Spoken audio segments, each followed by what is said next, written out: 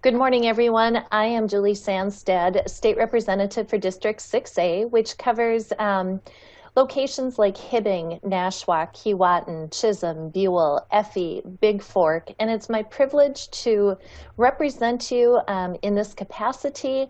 And I welcome you today. Thank you so much for joining me. COVID has kind of thrown some interesting curveballs at us, but as your state representative, I've always prided myself on having town halls and community conversations where I can update you on the process of the legislature and listen to you about the concerns or the questions you have. And as a result of COVID, we just haven't been able to gather together in public spaces to have these conversations. So today I'm attempting for the first time a Facebook Live event. So forgive me if I kind of seem a little awkward in it. It's new to me, but we're navigating new processes, and I'm confident that we can have good interaction today. Joining me is DJ Danielson, who is part of the media staff at the Minnesota House of Representatives. He's going to be helping us. He'll be moderating this event today. I do want to begin by saying that today's event is a nonpartisan event, and I hope that we can all be respectful of multiple viewpoints, which I'm anticipating will come up today. And I welcome those. I welcome many, many different viewpoints, and I do want to hear what's on your mind. I also want to start this out by giving a big shout out and thank you to Hibbing Public Access Television and Ron Werkala.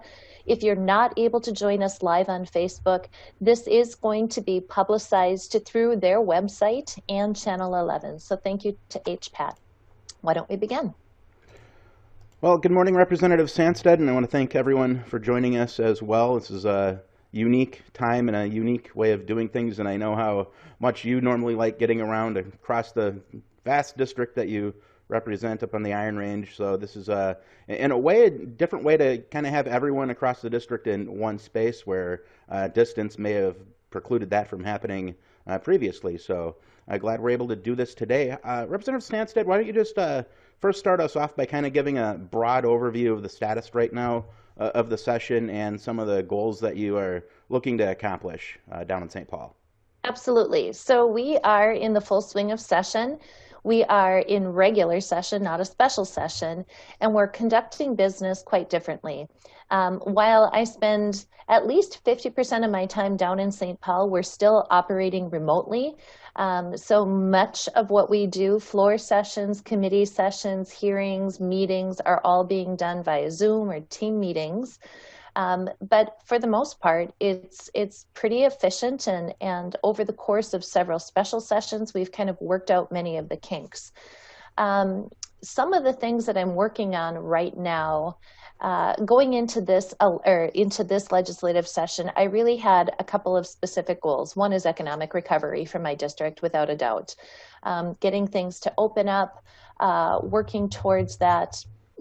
Advancing broadband, which is a definite need up here. And then, of course, there's local issues. For Floodwood, we're looking at an LGA issue or a sales tax modification.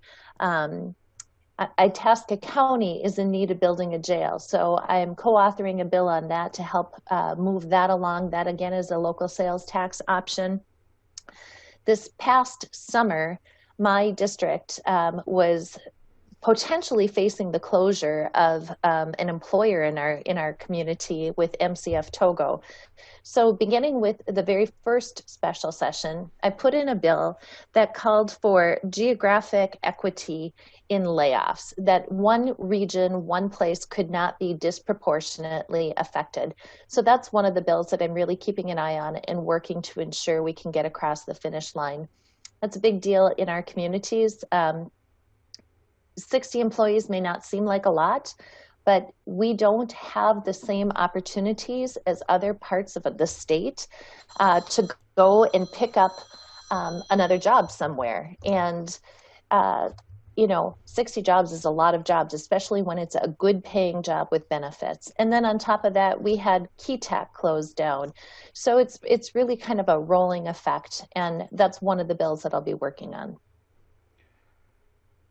All right, then, so you're on, I believe, 5 committees right now. I don't know if you want to give a an update on the progress of each of those and some of the work that's happening. How about you start off with you're the vice chair of the Education Finance Committee. What's that panel focusing on right now? So I am the vice chair of the Education Finance Committee. This is my third term sitting on that committee. We are really looking at equity in education and disparities in education. Primarily, we are looking at how to address the loss of learning through COVID, through telepresence, through different ways of delivering education. We know that there are some gaps that definitely need to be made up. We are looking at funding issues. Funding is always a significant issue right now. Fully funding education is a very important priority. And how you do that in a biennium where we're deficit spending still is going to be a real challenge. So those are kind of some of the highlights that we're looking at. In addition to that, I sit on it's a subcommittee actually that's looking at legislative reform, but that subcommittee has been a very busy committee for me. This is where a lot of the work I want to do on economic recovery, dealing with the governor's emergency powers is falling. So that has taken up quite a bit of our time. I sit on another committee that's looking at economic development. It's kind of a greater Minnesota committee, if you will, and we're looking at specifically trying to get technical degrees into the high school and having our students graduate with a skill set that makes them employable right out of school rather than having to go on to a 2-year college or a 4-year college, because that's really not the appropriate path for every single student. I'm looking at, or I sit on the redistricting committee right now. That is pretty quiet because a lot of the data that we need to move forward has been slowed down as a result of COVID. The census results are still being compiled, but I anticipate that towards the end of this legislative session and into summer, into fall, we will be extremely, extremely busy there. I also sit on the higher education committee. This is my first time sitting on committee there. Currently, we're looking at regents for the University of Minnesota and still hearing overviews on grant programs in the different school systems. Really powerful testimony from our college students early on, talking about the crushing weight of debt around tuition and issues that they are concerned about. So very, very busy. All right, and then you had mentioned that subcommittee on legislative process reform, and I understand there was a hearing yesterday where you had a couple of proposals, I understand, aimed at helping not just get past some of the peacetime emergency authority, but to help our bars and restaurants in greater Minnesota open up a little bit sooner. You want to talk about that a little bit? I do. Thank you so much for bringing that up. In a broad overview, right now there is quite a bit of concern in my district as well as across the state about the governor's emergency powers. And I think for the general public, their understanding is that it's one overarching set of rules and everything should just kind of go away. As I have dove into this, I have found out this is a far, far more complex situation. And I don't believe in Chapter 12, where these powers are spelled out in statute, I don't believe the powers themselves are problematic. What is creating trouble, what is creating frustration, and the problems, as I understand it, are the executive orders that are a result of these emergency powers. Now, I am going to say, I think after having really dove into all of the executive orders that are out, not everything should be eliminated. There are some things right now currently in place, and I'll just give you 2 of them. There's some telehealth practices that we have been able to expand that are really life-saving in terms of mental health issues that are governed by some of these executive orders, and even help in distributing vaccinations, which obviously I think is on the forefront of many people's minds. That's another thing covered under the executive orders. So we want to keep some of these things in place. Some of the other executive orders, though, are problematic, especially in greater Minnesota. Bars and restaurants are one of the bills that the draft that I introduced yesterday is talking about opening up, expanding the hours, the way of conducting business for our businesses here on the range in my district. And I actually started out, it's going to be a pilot site is what I'm proposing. And I started out with a very small scope because I think a pilot has to be measurable. I think you have to be able to take data back and go and say this worked or this didn't work. I have been working across the aisle, and I have taken the suggestions of some of my colleagues across the aisle. We have expanded this to include greater Minnesota. This is the current draft language, which likely will change even next week. But currently, I'm looking at opening this up for greater Minnesota, excluding the 7-county metro area and cities of the first class because of the highly dense population sites there. I'm going to give it a month. We're going to analyze the data. My hope is that if the data does not show any kind of a significant spike, that the rest of the state can open up. And I think that I trust that we can do that. Largely, the spread of this virus is, human behavior. This is what it is. And we've had a year now to practice really safe measures, good hand washing, social distancing, mask wearing, those types of things. And our business owners have had a year to figure out what works, what doesn't work in their settings. Many of them have expanded to outdoor settings.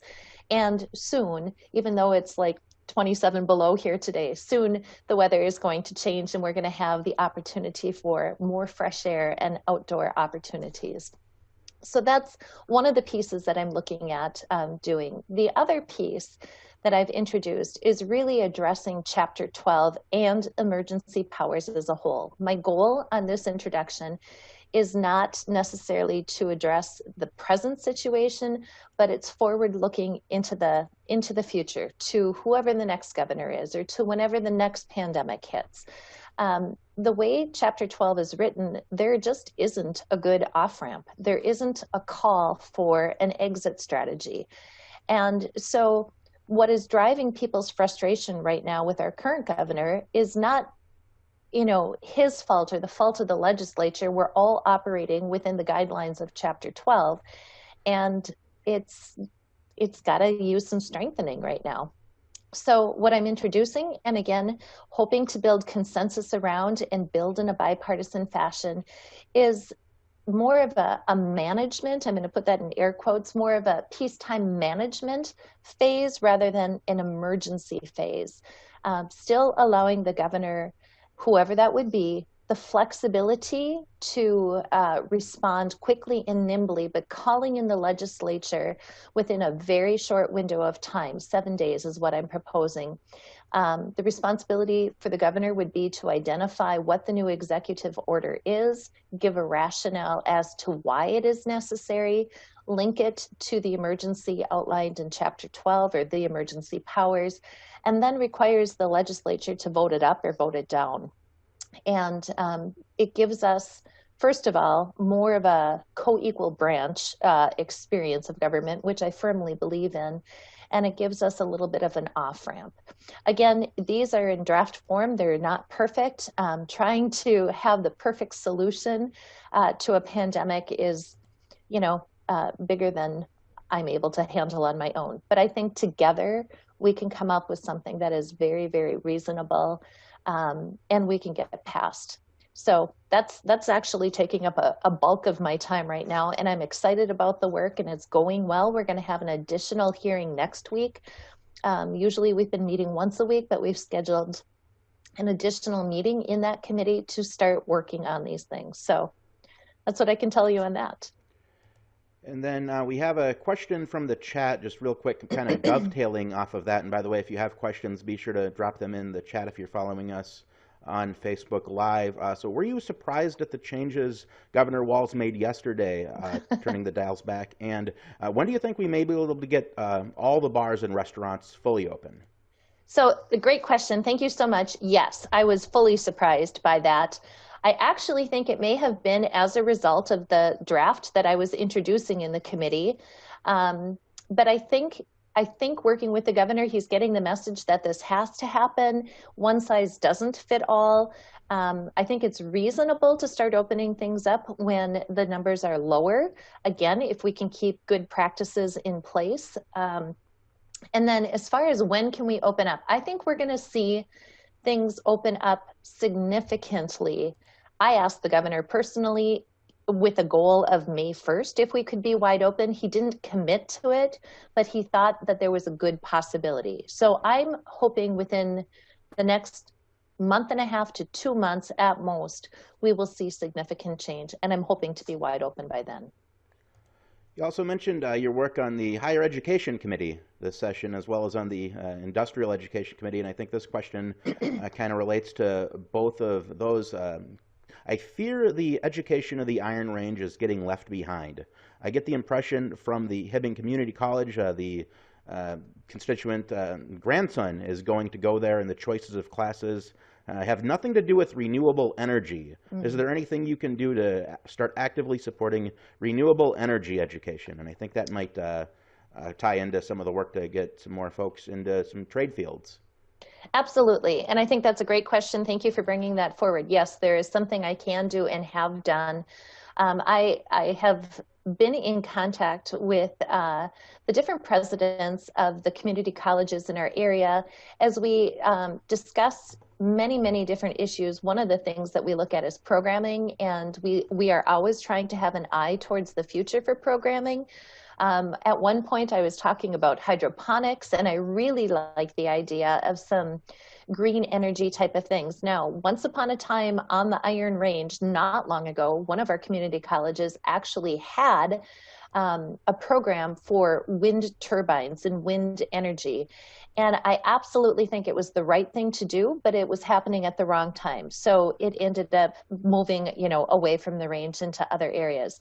There is no reason we could not bring something like that back. I think there would be a great appetite for it, and it's reasonable. These are for sure the types of energies that we're going to be dealing with, not just in the future, but we're already dealing with now. And there's going to be a need for more technicians and a skill set around those types of energies that we're not necessarily addressing in a four-year college or somewhere else. So I think that there's room for improvement. The really other encouraging piece of this is that we're seeing some shift on the Iron Range within our two-year colleges that are up here, merging into one system. Instead of being 5 different independent campuses, now they are moving into one college system essentially.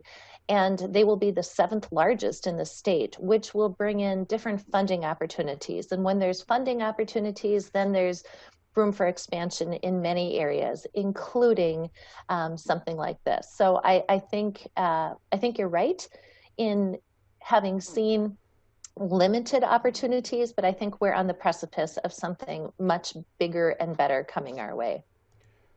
In your opening comments, you kind of mentioned your work to expand broadband there, so we had a question on that topic.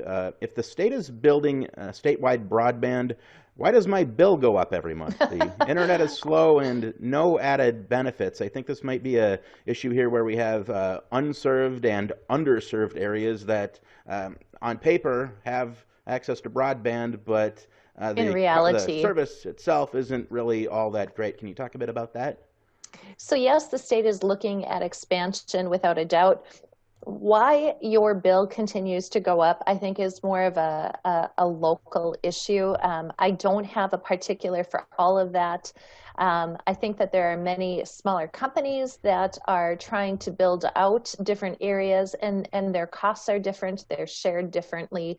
So if you have specific questions on that or feel that there's a problem, please contact me personally, and I will do everything I can to kind of look into that and find you a more drilled down answer, a specific answer to your question. Question here comes in on the veterans courts. Do you support the expansion of veterans courts throughout the state? I believe there's a legislation, the Veterans Restorative Justice Act. Yes, I do support it. Just simply stated, I do, as well as different kind of court systems like our drug courts and our mental health courts. I really think that those specific court systems address the specific needs of different individuals, different issue areas, and give them the proper supports that are needed. Great question.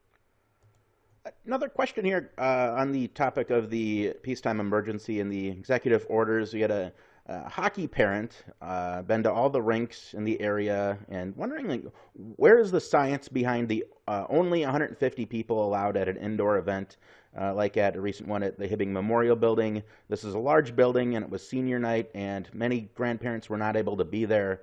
That's a frustration that I think some folks are experiencing. And can you talk a bit about how you maybe balance the science with the need to, have parents and grandparents be able to see their kids out there playing hockey?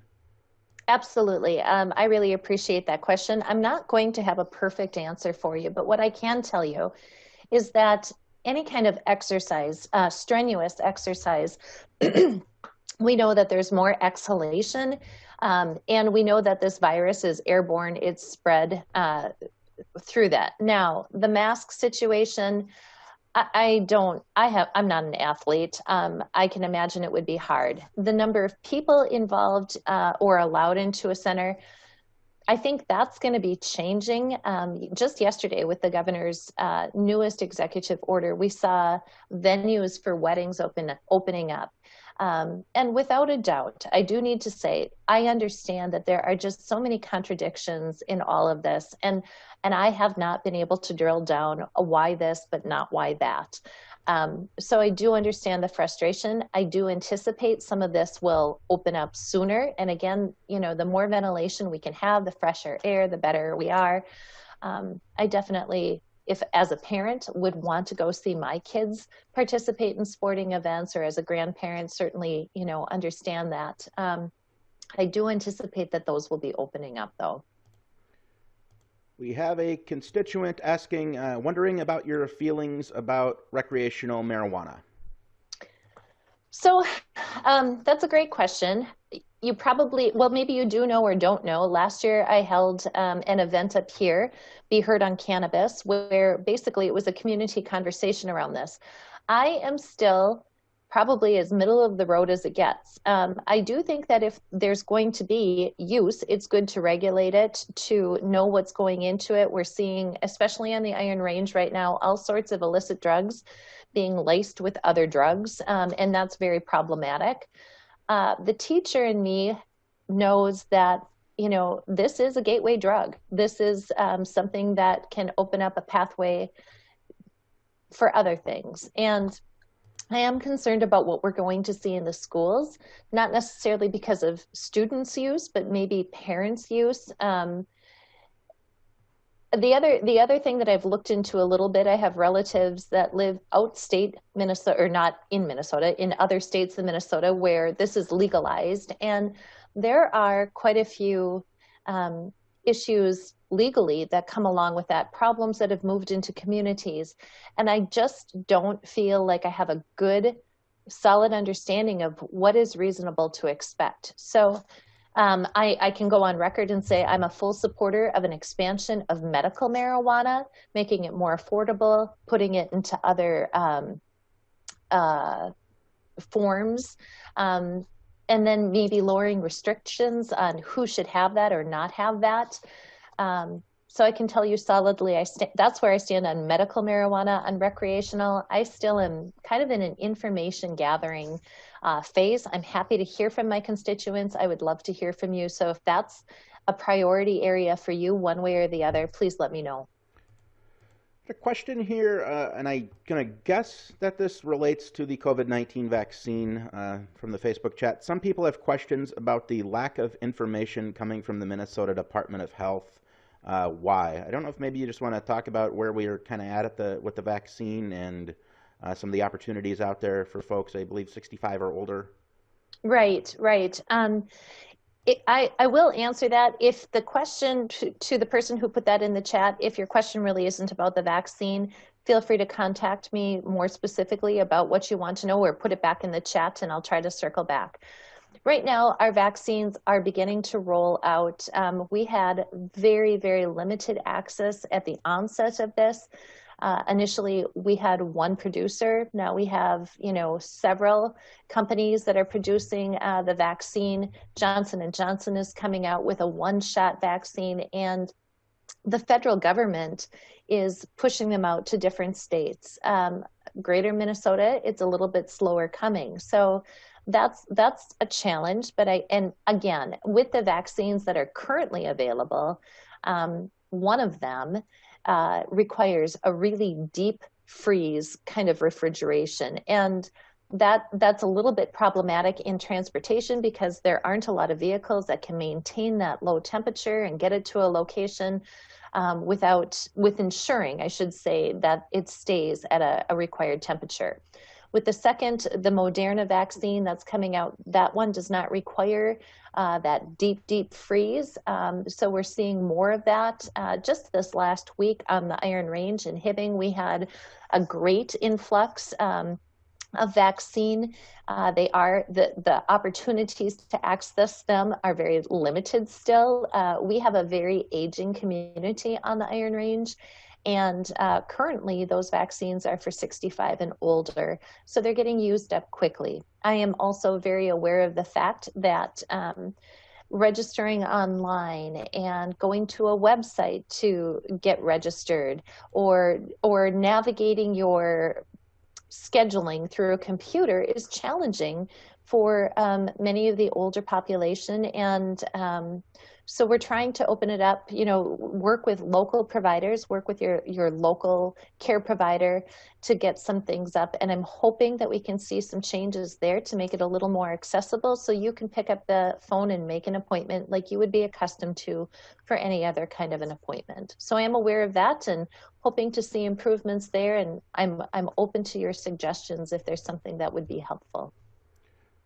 Question here on climate change, asking what issues you'd be most willing to support regarding that, and what are your thoughts about working with colleagues and community members and environmental organizations to move forward with the 100% clean energy bill? Can you speak about that topic?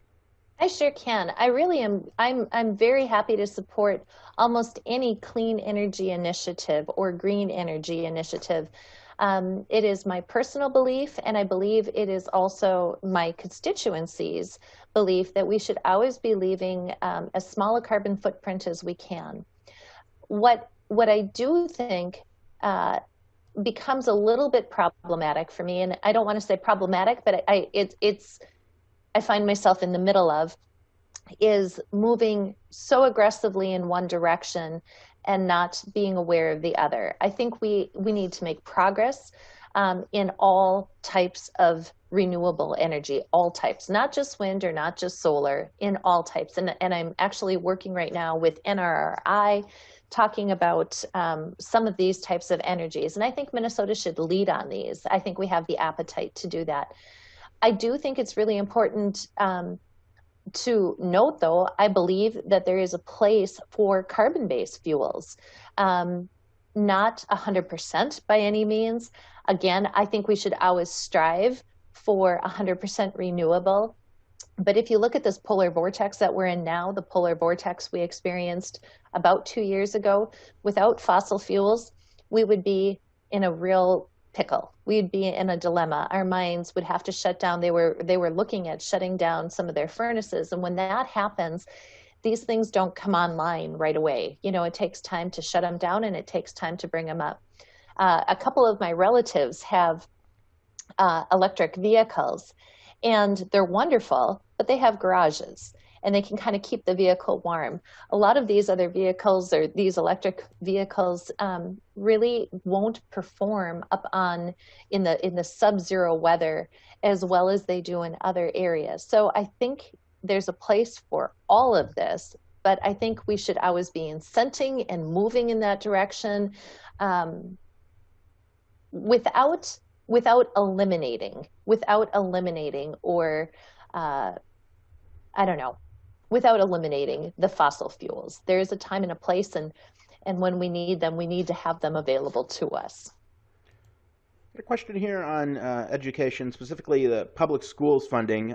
School districts could face huge budget holes with enrollment declining during the pandemic. How do we keep them whole while also getting enrollment turned around?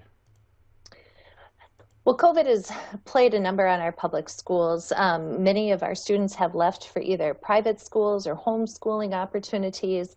I think once the pandemic is done, we're going to see a shift back to the public schools. And as far as the funding, um, we really have to look at how schools are funded.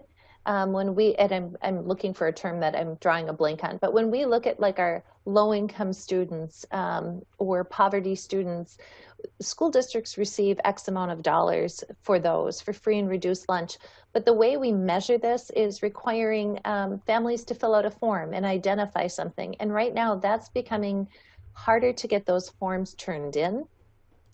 So we should maybe have a different metric than just a form that gets turned in. And we have to look back. I don't think we can look at this year as our base for another year. I think we need to look backwards at what our population base, our student base was for funding, because this, like I said, this year is very, very different. It just is. So I think the declining enrollment will improve once the pandemic is over. And the state is going to have to step in and fill the gaps as much as humanly possible, again, during a deficit, to help these schools cover and find other ways that, I don't know, we just have to be flexible in our funding approach. Another question here on education while we're on that topic. With the rush to return students to school, what's being done to protect students, teachers, paras, bus drivers, and others from COVID? So as I understand it right now, we are going back into the schools, but the masks are required. Teachers are required to be masked and a face shield, I believe. The vaccines are coming out. The governor did prioritize the K-12 students, or K-12 educators, would be in one of the next tiers for vaccinations coming up. I'm actually putting in some language in the higher ed committee to include college faculty and staff in that. And again, we've had almost a year of practicing social distancing, good hand washing, stay home when you're sick, quarantine practices. I think as a school district and as a teacher myself, I've seen many of these things enacted effectively. So I think we just need to keep the CDC guidelines, Minnesota Department of Health guidelines, recommendations in mind. But again, I think we can start opening things up. Question here from the chat, and again, lots of questions coming in here, so if you have any, Good. Feel free to drop them in. What are your thoughts on the increasing racial disparities in the hiring of public services such as police and government jobs here in Minnesota? And asking for your thoughts on the trials of the four officers involved in the George Floyd murder and thoughts on prosecution of the rioters. Oh my goodness, those are lots of questions. And I don't have for those, I'll do my best to answer. I don't have the verbiage right in front of me in the chat here. Without a doubt, there are racial disparities across our state. Finally, we're getting to a point where we have to have some very difficult conversations and address that. And that is one of the major lenses that the Minnesota House of Representatives, the DFL specifically, is looking at all of their bills through. We're trying to look at it through a racial equity lens and see that. So I think that we are going to be making improvements. It certainly is on the front of everybody's level of awareness in drafting bills and talking legislation, in moving things forward. That is a major concern, and legitimately so. We have to make improvements. We just have to. When we look at education and we see some of our gaps in education, it is our minority populations that are really being hit the hardest. So we have to have these painful conversations, difficult conversations, and find a way to improve it. As far as the upcoming trial, I believe that we are going to the courts do the best that they are the ones charged with facilitating these hearings, and the process, due process will be served, I believe, in our court system. And if you have more questions on that, just let me know. And as far as, I'm forgetting, DJ, the third part, help me out. There was quite a bit there. I think it was the Rioters Prosecution of them. A lot in that question. I think in terms of rioters, if there's destruction of property, they should be held accountable. I understand frustration, but we have civil ways of protesting. And I do understand that this has risen to a level for people that civility has been lost, but we have to have order in our state. And so if there has been destruction of property, then I believe that they should be prosecuted. Question here specific to happenings on the Iron Range. What are you doing to protect the future of HIBTAC, and what's happening with Mesabi Metallics /SR? That's a great question. So what am I doing? I'm working very hard and have been working very hard since I've been in elected office to ensure a mine life of HIBTAC. I have been in contact and encouraged meetings between Cliffs and U.S. Steel. I have been in contact with the DNR to urge them to keep the pressure on communication and keep moving. Right now, there is apparently a path forward. I think Lorenzo Gonsalves might be the only one who knows that. I have not been made aware of what that path forward is, but he knows from me. They know from me, the workers should know from me, this is a priority on keeping it open. I also was the person who drafted the letter to the governor to say, pull the leases from SR, that enough is enough. This is like Groundhog's Day over and over again. And then I had the support of my colleagues with that. I do think that that site, as I have said many, many times, should have gone to one of the 3 reputable companies that have the experience and the wherewithal, the financial wherewithal, to develop that site. And at the time, that was U.S. Steel, Cleveland Cliffs, or ArcelorMittal.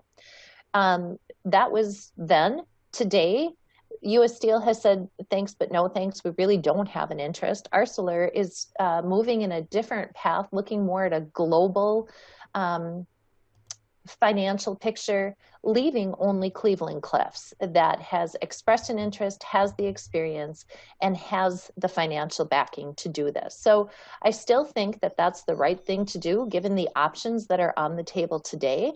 And where is Mesabi Metallics? I'm not really sure. I have to say, greatly disappointed that there was an extension agreed upon really without input from any of the area legislators. That came as a shock to me, and we're going to have to visit this conversation again. We're only a matter of months away before we're going to see whether the company has really fulfilled their part of the agreement, which again, with no communication, I'm struggling to believe is going to happen. But I do think after this last round, we have made it painfully clear, not just to the governor, but now to the entire executive council, that there's no more chances. Now that's hard because to bring somebody else in, you're looking at different permitting things, but I do think that there's opportunities. If there's a substantially similar type of operation being proposed, maybe there could be some flexibility in the permitting. So that's what I can tell you on Mesabi. I'm watching it very closely, but communication coming to us from the company too, nothing at all. Very frustrating. So that's what I can tell you. Another question here on mining. Some legislators have introduced so-called prove it first legislation attacking copper nickel mining. Where do you stand? So there are 134 representatives in the Minnesota House of Representatives. I have no control over what other legislators introduce, as they have no control over legislation I introduce. I believe that we have already proved it first with the permitting process, which is very long. Polymed is well over 20 years into the, making. So I believe that we are proving it first. Minnesota has some of the strictest guidelines, restrictions in terms of permitting. So actually, when you look at some of this other legislation, the prove it first, it's just shutting it down. It's putting a roadblock in the way to eliminate it completely. Next question here. What's your stance on gun laws? I would like to know as a law-abiding citizen who owns firearms. That question coming in from the Facebook chat. I am a pro-Second Amendment legislator. I believe that, and gun laws that's kind of a broad statement. I think we have to kind of drill down on what the specifics are. When I ran for office, I actually took my conceal and carry permitting course. I chose not to get the permit myself, but I wanted to learn more about this. It was some of the most valuable training I think I've experienced. What I learned through that process was really, really incredible. People need to understand, and I fully support those courses. People should always understand how their life is going to change if they ever need to use that. And really some fantastic de-escalation techniques being taught. So valuable information there. If you have other specific questions, let me know. And I've had a very positive, when we have our gun bills, I've been voting pro-Second Amendment. Question here generally on the legislative session. Can the legislature still do its work under COVID restrictions? And how does this compare to prior sessions? The answer is yes, I believe that we can. But we are going to have to scale back some of what we do. Early on in this Facebook Live, I mentioned that we're doing things remotely, like today. So it makes it a little bit harder. The side conversations, the work you could do offline, basically, when you were in session, in person, those things are harder to do. Now you have to make sure you have an appointment set up with somebody, take the time to call them, have those conversations, whereas you could just kind of take care of some of that stuff in a hallway if you were passing and happen to see somebody. So yes, we can do the work. Bill introductions, I think, need to be scaled back. I think for this legislative session, we really need to have a couple of specific priorities that we are going to focus in on through this pandemic and get us through that. Last legislative session, I think we were well over 5,000 bills a year, which is too much to be doing on Zoom, and not everything needs to be addressed during this legislative session. So I think it comes down to just having a little discernment on what work we choose to do, how we're going about it. But as far as being able to do the work, yes, I believe we are doing the work. And now being in session, especially, we have opportunities for the public to weigh in on testimony, to hear these committee hearings. It's far more transparent and interactive during regular session than what we were seeing during special session, where decisions were really being left up to 5 leaders. Question here again on the COVID pandemic from the Facebook chat. Business leaders in our community have not, quote unquote, bought into the importance of masking. This puts community members without the leadership individuals seem to need to value what we are told can reduce the risk of exposure. What ways can you suggest to encourage more leadership within individual communities to follow the social distancing and mask use recommendations? You know, that is the divide, when it comes to, there's going to be a population that believes something makes a difference, and there's going to be a population that doesn't believe it. I can just share this. I have spoken with medical personnel, doctors in my community of both political parties. So this pandemic should not be a political thing. And both have said yes. Masking does make a difference. Certain masks will make more of a difference. Certain ones will make less of a difference.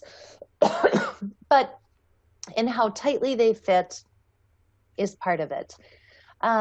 how we can encourage buy-in or encourage things, I think is, first of all, you have to model it.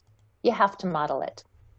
And if modeling it allows you to remain open, stay open, then that's what we should be doing. We should be doing it. The other thing I want to say is, with some of the drafts that I'm looking at, I'm going to encourage it, but I'm not going to require it, because if you require something, you have to be able to enforce it. And we're having great trouble right now with enforcement. I think sometimes you can, win more flies with honey than vinegar. So I would still encourage best practices. This is the only science we have. We need to look to the science, and the science, though it may be mixed, there is still enough, in my opinion, that indicates there is some value of wearing a mask. And I want to see things open up. I want to see things open up. So wear the mask if you can. I mean, medically, if you can't, there are already ways that you can be excluded from that.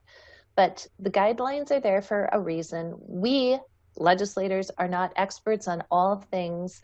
And we have to be able to depend on one another and go through this together. And if the science is coming back, the CDC, the Department of Health is making these recommendations, and they're oftentimes saying very much of the same thing, I think it's absolutely reasonable to say that's trustworthy science. And again, just the doctors in my community are saying yes.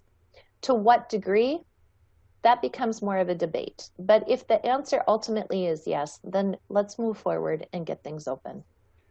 You mentioned a bit about the topic about the emergency powers earlier, but we're still getting a lot of questions about this in one form or another. So how about this one here? Since Tim Walz is only issuing these orders about once a month, why can't the legislature make the laws since it isn't time sensitive? So because right now Chapter 12 has a different process. That's part of the reason that I have introduced the draft where we can get involved, and we should. And the good news is they aren't coming every week or a couple of them every week. They are slowing down. I am trying to find a path forward where the legislature can be a co-equal branch on this. Question here, given the current state of our economy here in Minnesota right now, what are your thoughts on deer hunting and fishing licenses being at no charge this year? Has that proposal come across you so far? It has not come across. I have given it no thought, and honestly, I'd have to think about it before I have a response. That's just something that hasn't been on my radar. Question here, public libraries have been so important for families schooling at home by providing online services and curbside pickup materials. Mm-hmm. Will the state be increasing support for public libraries? As we come out of COVID lockdowns, free access to information and resources would be more important than ever for struggling communities. So I haven't heard any of those proposals, but I think it's a great idea. I will look into that, and if I can find a bill that is increasing that, I'm happy to support it. And I just want to say thank you to the libraries. Yes, I mean, you've been a lifesaver to so many students, so many families, and I really appreciate the curbside and the online. That's just, it makes me proud to be in Minnesota when I can see how creative people become and intentional in finding a way to continue to support our communities through something like this that none of us have experienced before. So great question, and I'll look into it, and if I can find one, I would be supportive of it, and stay in touch on that one. That's a great question. This one may be more profound / philosophical than policy, but what do you think about the other side of COVID? What positive outcomes / learnings do you see for our future? Yeah, that's a great question. I think about that often. COVID has shown a very bright light on disparities across our state, whether it's education, broadband inequities, racial inequities. So we're going to emerge from this wiser, I hope. I hope that we can learn from this, and then be very intentional in improving those disparities and those gaps and addressing those issues. Chapter 12 is a great example that is written to address emergency powers. You know, outside of a pandemic, this probably would look significantly different. Um, the law probably wasn't written for a pandemic when it was written 40 some plus years ago. So we need to be aware of that and think into the future about off ramps, and you can't imagine every scenario, but we have this one in our back pocket now to be aware of, and we need to prepare for something like that again in the future. I do not believe that this will be the last novel virus that we see or airborne illness that we don't have a vaccination for or a way to address. So we need to be prepared for that. As far as just the human spirit, I am just encouraged by how we have, again, been so intentional in finding ways forward to encourage one another, to work together, to help our neighbor out, to identify those in need. For instance, in our schools, you know, when COVID hit, school districts were providing free lunches for every family outside of school. They could come and pick them up. They were being delivered. We became very, very resourceful. And when I think about that, it actually kind of shows me that we should probably just be feeding our kids in school anyways, period. That's a huge issue. And that's just one example of so many. But I do believe that we will emerge from this, and we should become wiser and stronger and address the issues that it has shown us. Question here. How are you supporting diversifying the economy on the Iron Range beyond mining? A topic that gets brought up quite frequently. So I mentioned earlier that I'm doing quite a bit of work with NRRI, the Natural Resource Research Institute out of Duluth. They have lots of, okay, let's talk about that one and then remind me if I forget to talk about telecommuting. So they have actual iron mining or iron economies of the future. Now that isn't necessarily mining, but there's technologies and science that's coming out that use so much of what we have here in such a clean way. The other natural resource that we have in abundance up here is our forest. And they are doing some phenomenal work on biochar and filtrations and different things that will be a solution for the entire state, and actually other states and globally has already picked up on this, and water quality, egg runoff, different things like that. So there's a huge opportunity for business development there in just different technologies that we've seen. And then I want to go back to telecommuting. The other thing that I'm doing and have worked hard on, had a bill passed last session, is to encourage telecommuting. Telecommuting allows us to work from our homes. Our technology with broadband improvements is really starting to push out and expand. And I think that those are opportunities that are very functional in expanding our economy, diversifying our economy, that are not just mining centered. Question here, higher education related. Is there any hope for free 2-year college legislation? I don't think this session, given the deficit that we're facing. I support that idea, but I don't think it's going to come this session, and I don't know about into the future. And I think, yeah, I'll just leave it at that. I don't think it'll happen this session.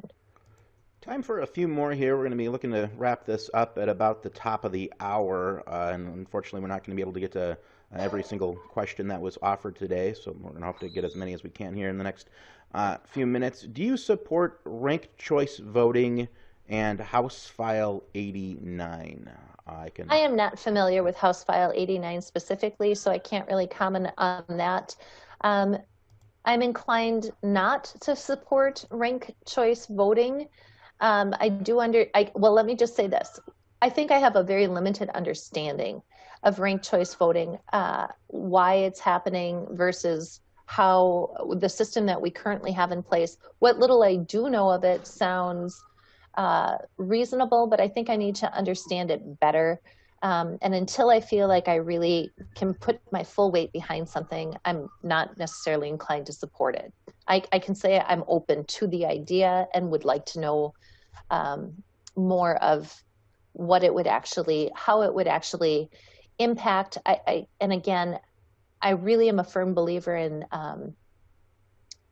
checks and balances.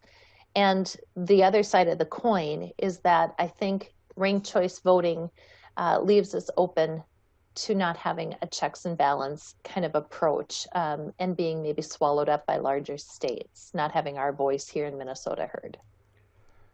A question here regarding homelessness on the Iron Range. Homelessness on the Iron Range is high. Have you got any policy plans in place to address this crisis? I personally am not carrying any legislation around this. I do acknowledge the situation. I have been hearing from some of the different coalitions and organizations that are addressing this. I've been supportive of those bills, but me personally, I'm not carrying the legislation. Another question that's fairly general in nature. What is your short-term and long-term goal for your term? Short-term and long-term goal. I think for this session, my goals long-term in a term is 2 years. I really want to ensure that Hibbing Tac has a mine life that stays open, that those employees can count on a job. Short-term, I'm looking at trying to get things opened up right now in a safe way. I'm trying to, especially in areas where our numbers are low, because our economy has been hit so hard up here. And it will take greater Minnesota a much longer time to recover than other parts of the state, high densely populated areas. So in the short term, I'm trying to move the needle on that, but do it in a way that, you know, we can have confidence in what we're doing. Again, broadband, we have to build that out. That's probably more a session goal than a here and now. I think right now it's kind of my legislative reform work that I'm doing that's really capturing most of my energy. Approaching the end of the time here, so I think we're going to make this the last question. Are you in favor of the proposal to recognize daylight savings time year-round, ending springing forward and falling back once and for all? Thank you so much for that question. I thought originally when I heard this proposal, it was a joke. I hope you will laugh with me on that. I didn't think it was serious. And it is really a serious proposal.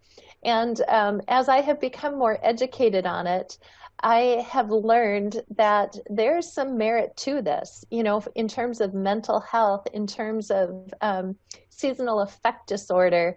There's really some science behind that. I am certainly, I will say I'm not opposed to it at all, but it isn't going to be a priority this session. I think with all the other work we have to do, it would be a lighter piece of legislation to really discuss, and it would be kind of refreshing. So I welcome that. And again, I think I need to know a little bit more about the pros and the cons of it. But yeah, I could probably get behind something like that. All right, and again, we didn't have time, unfortunately, to answer every single question that was out there as we're closing down here with the time here. Representative Sandstede, any closing remarks that you'd like to offer and how folks can stay in touch with you throughout the legislative session? Absolutely. Thank you so much for that. First, I want to just say thank you again for joining me today on Facebook Live. This is the first time I've used this approach for a community conversation or a town hall. I would greatly appreciate your feedback on whether this was helpful or not, or how I can connect better with you, with the community during this time of COVID when maybe in-person stuff is still somewhat limited. We do have a survey at the end, and DJ, I think you're going to put that in the chat. I'm not sure, but Please take a moment to fill out the survey and give me any feedback that would be helpful. Please know that I am always available to answer your questions. You can email me at rep.julie.sandstede@house.mn. I'm available for email. You can call my state office. I have my legislative assistant who is helping me with that. I try to be as responsive as I can. Please, if you see something and you're being given a piece of information and it frustrates you, fact check what you're being told. Fact check what you're being given, because there's a lot of inaccurate information out there right now that's being disseminated, and I am happy to answer your questions. I will say we may or we may not agree on something, but I will always give you the honest truth that you can count on, and I will be available. I just appreciate this time today. Again, a very, very special thank you to HPAT for pushing this out on your website, and it will be on Channel 7. DJ, thank you so much for moderating. And again, for any reason, if I didn't answer your question or didn't answer it to the depth that you're looking for, or you maybe have an opinion, a stronger opinion you want to share with me or be aware of, again, please let me know. This is not a partisan event. I represent everybody across my district, not just a political party. So please don't hesitate to reach out, and just know that I appreciate what you think, what you say, very, very genuinely.